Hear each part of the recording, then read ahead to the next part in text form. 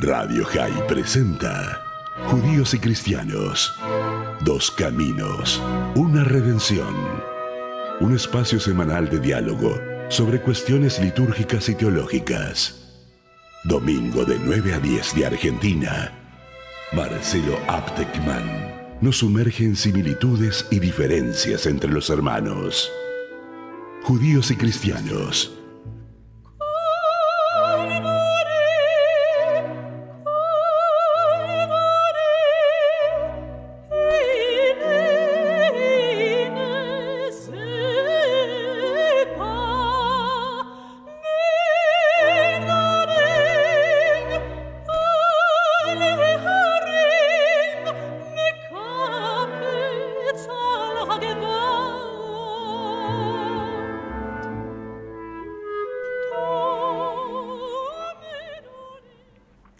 Shalom.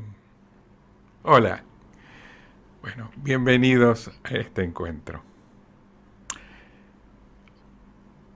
El diálogo interconfesional no es solamente diálogo sobre cuestiones teológicas, que es un poco la línea preferencial de este programa porque no se trabaja mucho en otros lados, en los medios. Pero el diálogo es mucho más amplio que eso, es todo lo que tenga que ver con el encuentro como judíos desde instituciones judías, con personas de otras comunidades de fe, insertas o trabajando tal vez en instituciones de esas comunidades. Y en ese sentido del diálogo, en un sentido un poquito más amplio que solamente el sentido estricto del diálogo en el plano teológico o bíblico, hoy tenemos una persona invitada para entrevistar, para charlar, para escucharla y aprender de ella, que tiene una trayectoria muy interesante e importante en ese sentido, como educadora y como especialista en diversidad. ¿Qué puede uno aprender sobre diversidad cuando es visto desde otra comunidad de fe? ¿Y qué puede aprender sobre uno y de la otra comunidad de fe? Una temática fundamental en el diálogo. Me refiero a la señora Nehama Meckler. Hola, bienvenida. Gracias, Marcelo. Gracias a vos, un gusto y un honor tenerte aquí con nosotros hoy. Dije bien, eres educadora. Sí. Y te has especializado por tu trayectoria. Perfecto. En el trabajo. Sí. En diversidad. Tal cual. ¿Cómo es eso de trabajar en diversidad? Bueno, gracias a la DAIA, que tiene todo un departamento de ciencias sociales, yo fui convocada para trabajar capacitando y dando charlas sobre diversidad. Una de las cosas que la DAIA continúa haciendo es hacer que la gente no judía primero se conozca entre sí y después conozca lo que es el judaísmo. Tengo muchísimas anécdotas, dada mi experiencia, de situaciones donde la gente desconoce totalmente lo que es pertenecer a otra comunidad, a otra fe. En diversidad se trabaja todo tipo de diversidad. Cultural, religiosa, sexual, étnica, o sea, todo tipo de diversidad. Y así, no sé, me vienen a la cabeza muchas anécdotas en este momento. O diversidad también de formas, maneras de vivir por tal vez algún trastorno. También, por discapacidades. Sí, desde ya. Por eso, todo tipo de discapacidad. Permitime que te interrumpa. Por favor. Por un lado quiero aclarar, por si entre quienes están oyendo esto hay quien no sabe, la DAIA es son las delegaciones de asociaciones israelitas argentinas. Es un ente más político que la AMIA. La AMIA es como una mutual. Es una mutual, asociación mutual. En cambio, la DAIA es la representación de cada una de las entidades, sean sinagogas, claro. Entonces, vos trabajaste en la DAIA, que funciona en el mismo edificio que el de la AMIA, ¿no? Pero son organizaciones que trabajan en conjunto paralelamente, pero diferentes. No, totalmente distintas. Totalmente distintas. Bien, eso por un lado, claro. Esa aclaración. Y uno de los temas de los cuales se ocupa la DAIA es la diversidad. Entonces, tuve oportunidad de conectarme, de contactarme con gente de todo el país, desde San Juan hasta Ushuaia, con escuelas, con la policía, con Fuerzas Armadas. Qué interesante, qué valioso. Sí, trabajo. Sí, muy valioso. Meto otra baza porque uno de los valores culturales centrales en el pueblo judío es la inclusión en la diversidad. Más allá de que haya personas judías que sean cerradísimas y no quieran incluir a nadie. No estoy hablando de cada uno de los judíos como personas, estoy hablando del valor cultural dentro de la colectividad, que son dos cosas diferentes. Total, nunca podemos generalizar en ningún sentido. Exactamente. Y entonces, eso que acabo de decir, de la importancia que tiene como valor central la inclusión en la diversidad, de la diversidad en la colectividad, por ejemplo, hace que desde un ente como la DAIA sea interesante lo que se pueda aportar desde la experiencia de la colectividad judía, que en este sentido es una experiencia, si querés, milenaria, pero total, que se puede aportar a otras comunidades sobre cuestiones de políticas de inclusión, por ejemplo. Y creo que es en ese sentido que tu trabajo se ha desarrollado mucho. Sí, tanto con alumnos de escuelas secundarias como los últimos grados de primaria, también sexto y séptimo, y mucho con las de distintas escuelas de policía, muchísimo. Que gente que se está preparando, que tienen un secundario terminado, o sea, que ya están en un terciario, la escuela de policía es un terciario, pero que a pesar de eso, y más en el interior del país, no tienen idea de pronto de muchas cosas. A lo mejor acá en Capital pasa lo mismo, ojo, pero me tocó estar en el interior. Entonces, mi experiencia es del interior. En Salta, en Corrientes, en Tucumán, en Córdoba, en Rosario, en La Pampa, en Ushuaia, en Tierra del Fuego. O sea que conoces todo el país. Conoces esta tierra, además. Mucho, qué bien. Mucho. Sí, 3 días acá, 3 días allá, o sea, mucho. De conocer los lugares mucho tiempo no nos quedaba, porque estábamos de 8 de la mañana a 6, 7 de la tarde.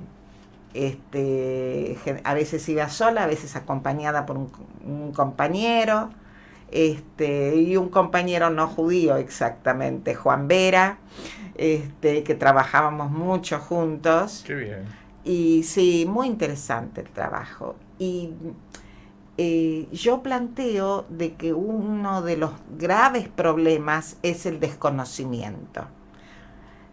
Porque no quiero usar la palabra ignorancia, que me parece despectiva un poco, ¿no? Además, además ignorancia tiene un componente de que no es solamente el que no sabe, sino que no quiere saber o evita de algún modo. No, pero esto es por desconocimiento, digamos. Tal desconocimiento que yo podía estar en una clase hablando, primero que a veces ni sabían lo que quiere decir diversidad, yo tenía que empezar explicando qué es. Entonces, me acuerdo que yo usaba así, en el estante hay diversos libros, ¿qué quiere decir? Y ahí surgía y ahí hablábamos, ¿no? Sobre lo que es la diversidad.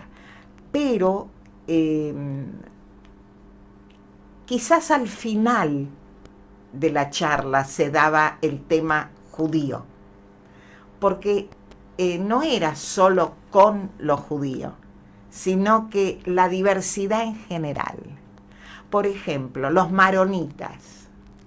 Entonces, no, en una provincia, no hace falta nombrar ni nada, pero en el norte del país.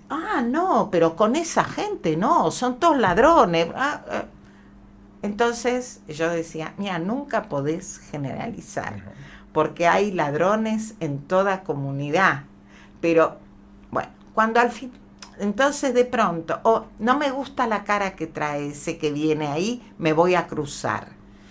Y además, señalar al ladrón, por ejemplo, en la comunidad del otro, es una manera de no ver que en la comunidad de uno hay también. Es ponerlo afuera y excluir lo propio, que por ahí es lo que uno tendría que estar mirando, porque es lo que han puesto en nuestro camino para que enfrentemos primero.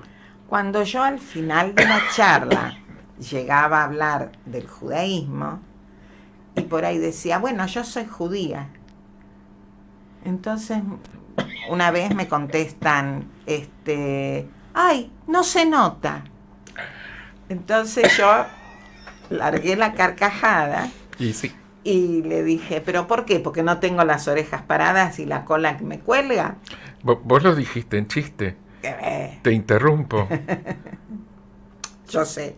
En la casa en la que yo me crié, mis padres tenían una señora muy buena que preparaba la comida y ayudaba en las tareas domésticas a mi mamá.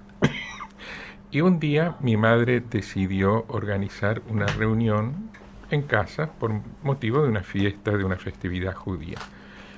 Y la señora, muchas gracias, muy amable, le preguntó qué era esa fiesta, y mi madre le explicó que era una fiesta judía. ¿Y por qué ustedes celebran una fiesta judía? Porque somos judíos. ¿Cómo? Nah. ¿Cómo que no? Sí, somos judíos. No, ustedes no son judíos. ¿Cómo que no? Disculpe, señora, yo no le veo ni cuernitos, ni cola, ni nada. Bueno, eso ya es como que me causa gracia, ¿no? Hoy en día tal vez causa gracia. No, pero esto sucedió alrededor de 1965.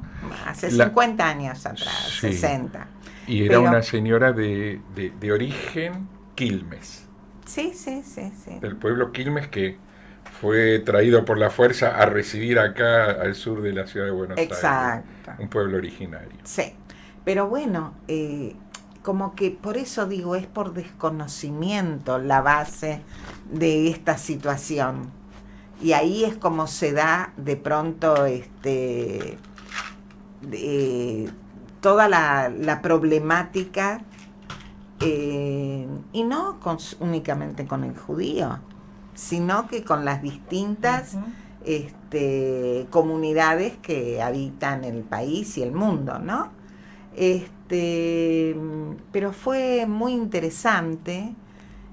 Yo generalmente comentaba que yo era judía, y a veces, pero no era únicamente desde ahí, sino que una vez en otra clase, hablando, una alumna, los chicos hablando sobre la gente que vive en las villas, que es gente distinta.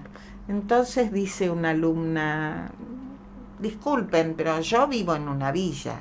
Claro, un barrio carenciado, digamos. ¿Cómo? ¿Y estás acá estudiando? Uh-huh. Sí. ¿Y cómo llegas hasta acá, al colegio? Caminando. No, me acompañan a tomar el colectivo y era un segundo o tercer año. Y me tomo el colectivo y me vengo y estoy acá. Pero también no se te nota. profesor del curso me pide disculpas por la interrupción y me dice, perdón, profesora, ¿puedo intervenir? Le digo, por supuesto.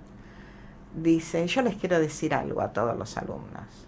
Yo soy profesor, soy licenciado, no me acuerdo en qué ahora, soy historiador, soy esto, soy lo otro, y vivo en una villa. ¿Y saben por qué vivo en una villa? Porque tengo todos mis afectos ahí. Yo podría estar viviendo afuera, pero continúo viviendo ahí porque todos mis afectos están ahí. No, pero los alumnos, no, profe, no lo podían creer. Cómo una persona tan culta y tan preparada venía de una villa.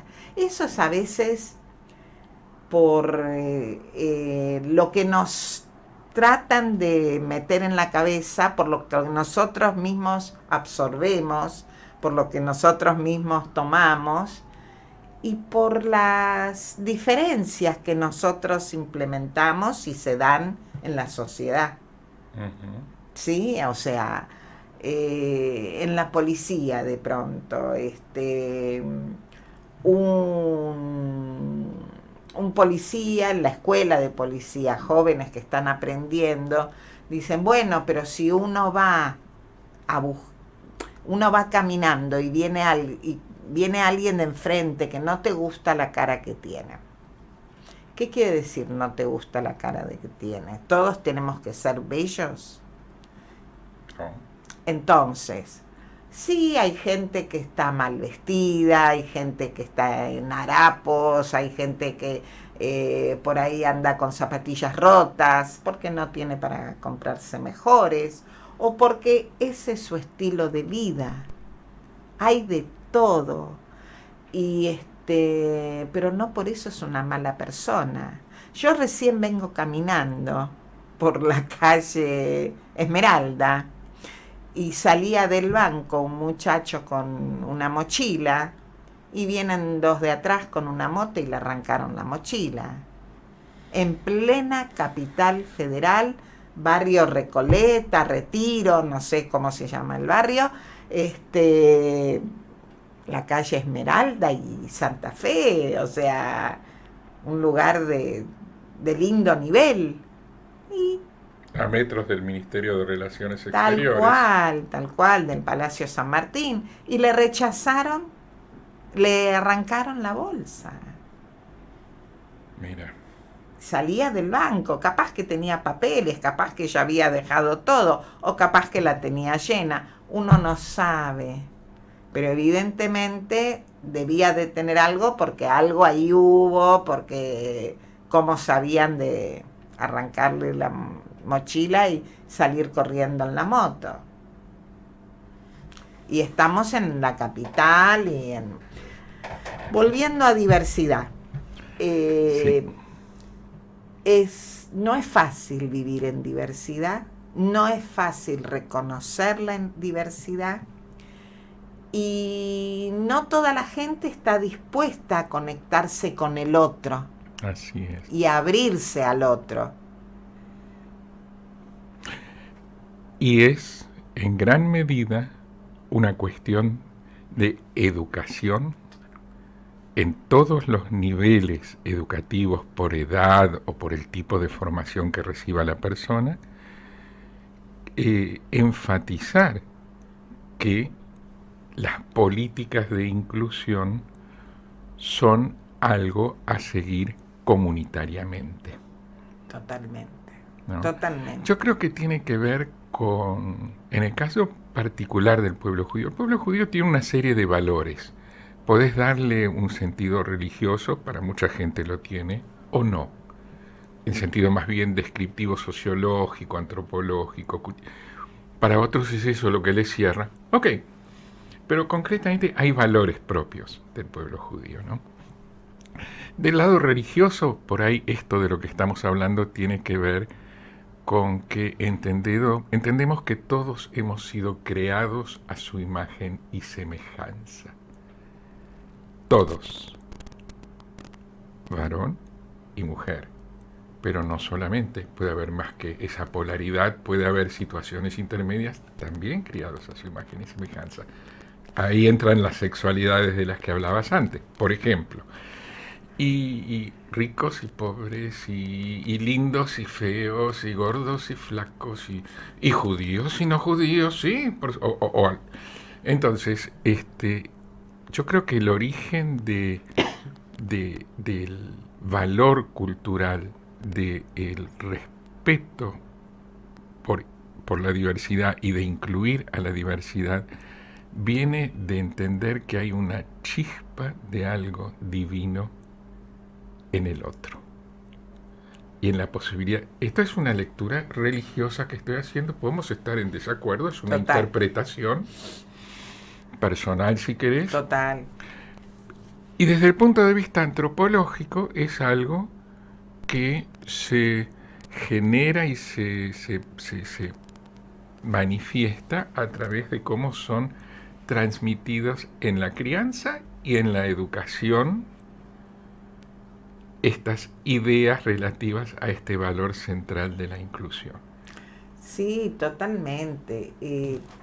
Sucede de que, bueno, hay gente religiosa y gente que no es religiosa. Sí. Lo bueno es poder conversar con alguien por ahí que no es, quizás que no sea religioso, pero que tenga conocimiento, porque no soy religiosa, pero ¿por qué no? No es una respuesta. Evidentemente, lo ideal sería que todos conozcan qué es la religión, en qué está basada, cuáles son las pautas de cada una. Pero también el ser judío no es simplemente la religión. Uno puede ser judío y agnóstico. Uno puede ser judío y no hace falta cumplir con las 613, ¿no? Y puede ser judío y aunque no practique la religión, Tal cual. no por ese motivo ser menos importante la parte judía de su identidad. Total. Vivirla como relegada o postergada porque no le interesa la religión. Por ahí hay judíos para quienes su judeidad, su identidad judía, es una parte fundamental de su ser, aunque no sean religiosos ni creyentes. Totalmente. No, esto es muy importante decirlo en este lugar y recordarlo, porque este es un programa un poco de difusión, ¿no es cierto? Bien. Y la verdad es que la identidad judía tiene un componente religioso, la cultura judía sobre todo. El judaísmo no es simplemente una religión. Exacto, es una identidad difícil de definir por ahí. Sí. Difícil de definir. Sí. Eso sí, pero que algo sea difícil de definir es un problema para el que trata de definirlo. No le quita entidad. Bueno, hay un dicho común, ¿no?, que se dice que es difícil ser judío, pero más difícil es ser judía, en femenino. Contame, yo de eso no tengo experiencia. No, ¿Cómo es? Es una broma. Una broma, ok. Es una broma judío desde ya, pero ser una mujer judía es más difícil aún. Por todo lo que antes, la que se ocupaba de la cocina era la mujer. Hoy están las funciones un poco más divididas, es distinto. Cierto. Pero de pronto, todo lo que le toca o le tocaba a la mujer hacer, preparar, ocuparse, todo eso, era realmente un peso. Por eso la mujer antes estaba en la casa todo el día por todo lo que tenía que hacer. Hoy, por suerte, cambiaron las cosas. Por eso yo, que estoy más grande, y vengo de una casa tradicional. O sea, donde la práctica de la religión era importante. De la tradición más que de la religión. Ok. De la tradición. nos transmitieron mis padres valores del judaísmo que no, nada extremo, nada extremo. Yo cuando era chica éramos bastante humildes, mi familia, y mi papá trabajaba en Shabbat, en sábado, porque hacía falta traer el pan a casa. Cuando yo ya fui más grande y mis padres estaban un poquito mejor, nunca fueron ricos, pero estaban en un nivel un poco mejor, mi papá era un pintor de brocha gorda. Entonces, cuando ya se dedicaba a pintar edificios y no solamente casas, las cosas iban mejorando, dejó de trabajar en Shabbat, en los días sábados. Y, qué sé yo, mi papá, por ejemplo, Shabbat no fumaba y era un fumador. ¡Uy, qué fuerza! Sí, como que... Porque el tabaquismo es una adicción bueno, muy brava. Pero estos son uno de los valores de los que vos hablabas antes. Esos valores del judaísmo, del cuidado y del respeto que existe. Eso no quiere decir que no exista en otras comunidades. Y que dentro del pueblo judío haya gente que parece que no viva de acuerdo a estos valores tal también. Cual, tal cual. Las dos tal cosas cual. hay que decir. Pero con el correr de los años me vengo corriendo un poco de la religión. Yo conozco, sé, incluso yo solía ir a la sinagoga para las fiestas porque me sentía bien en comunidad. Claro. Hoy no voy tanto, no me hace falta. Bueno, es algo personal mío, Sí, ¿no? sí. No encuentro de pronto el lugar propicio para mí. No me siento identificada por ahí con rabinos muy modernos. Perdón, estamos en el aire. Sí. ¿Qué es un rabino muy moderno? O sea, ¿qué es lo que hace que de un rabino vos lo veas como muy moderno? Supongo que en el sentido de que ese muy tiene que ver con que tan moderno ya no te gusta. No es que no me por gusta. Tu formación tradicionalista. Es por la preparación que tienen los rabinos, la que traen con ellos.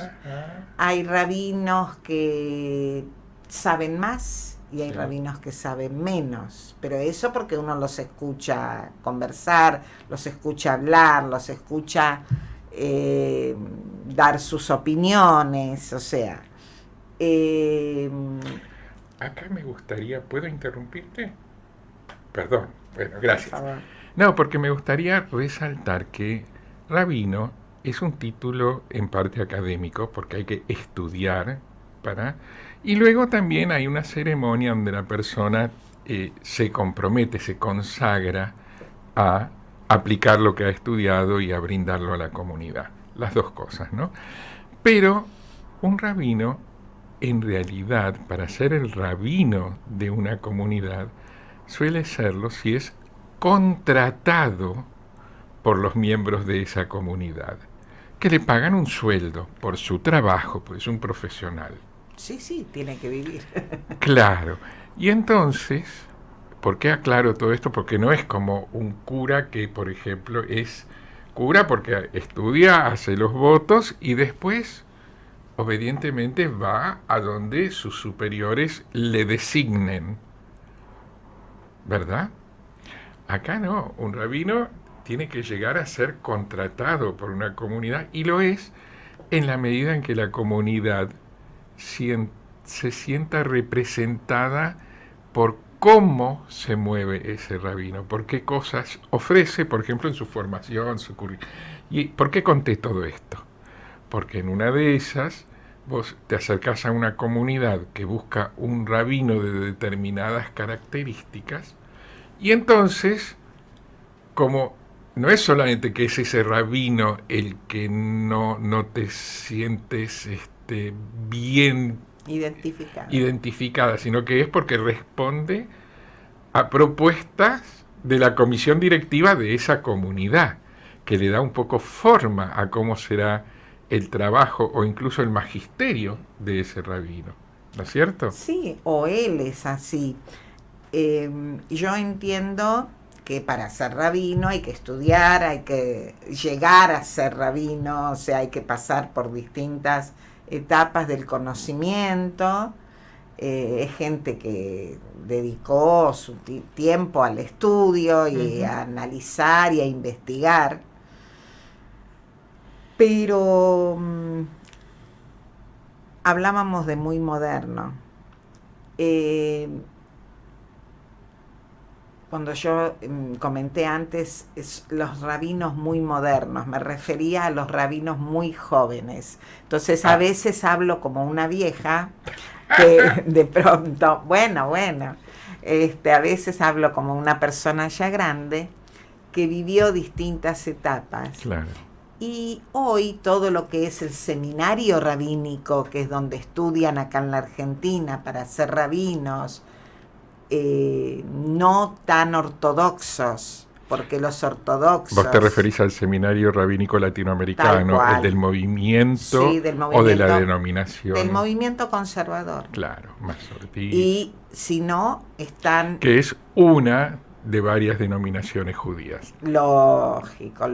O sea, dentro del judaísmo también tenemos distintos niveles o distintas clases de judíos.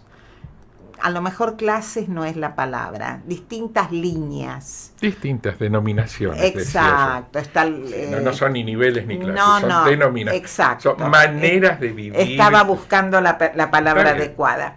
Distintas líneas, desde la ortodoxia hasta la gente totalmente que modifica todo.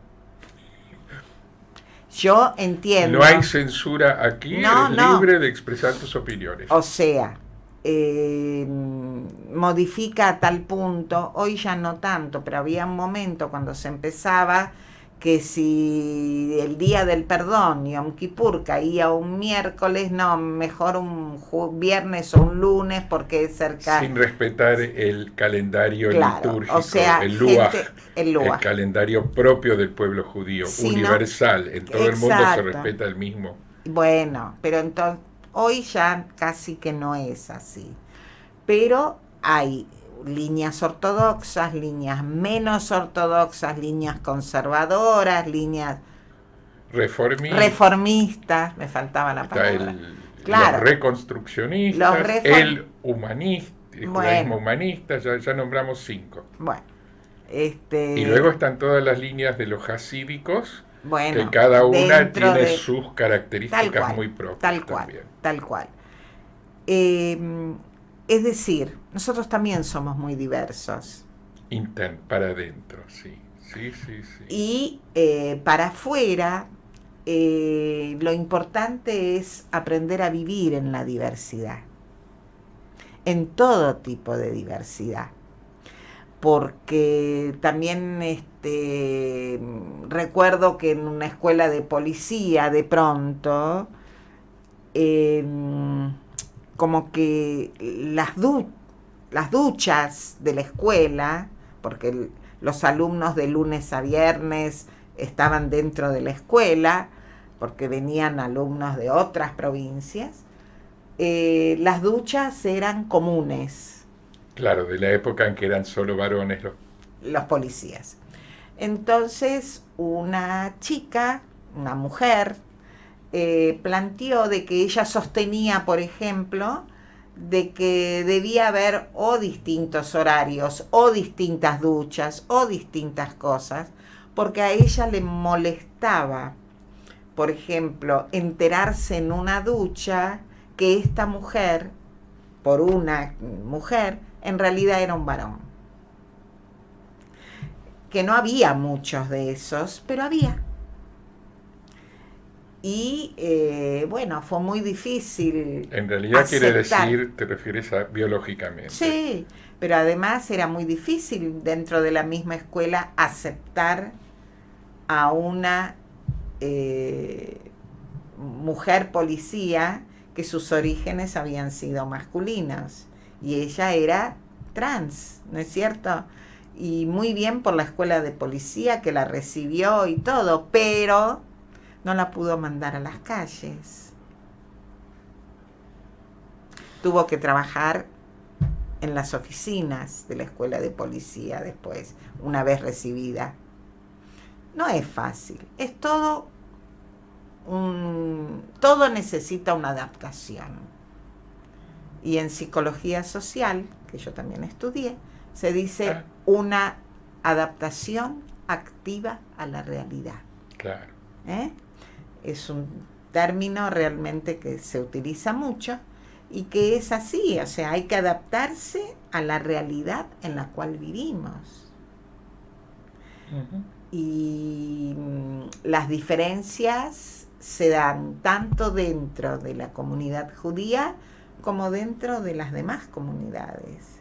Eso es a nivel religioso, pero a nivel etnio, a nivel de pronto tengo amigos italianos de pronto que originariamente tenemos muchas cosas en común con el judaísmo.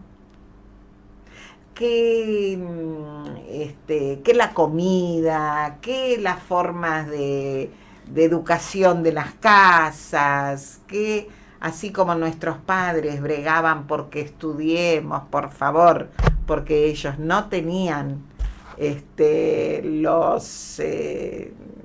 no habían tenido la posibilidad de estudiar, entonces que nosotros sí estudiemos, sí. Así bueno, muchas cosas en común. Claro, de pronto. Del destino de hijos de inmigrantes. Tal cual. Que quieren que su hijo ascienda socialmente por el mito de mi hijo el doctor. Fundamentalmente dentro de la comunidad italiana. Mira. Que llegó al país. Uh-huh.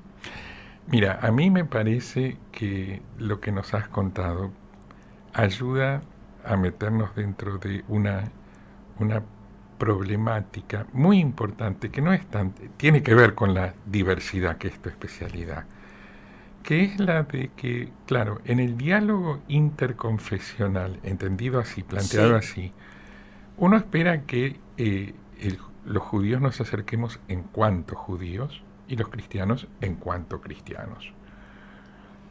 Y uno se encuentra con que del lado cristiano hay el prejuicio de que quien se acerque en cuanto judío lo haga por ser un judío religioso practicante.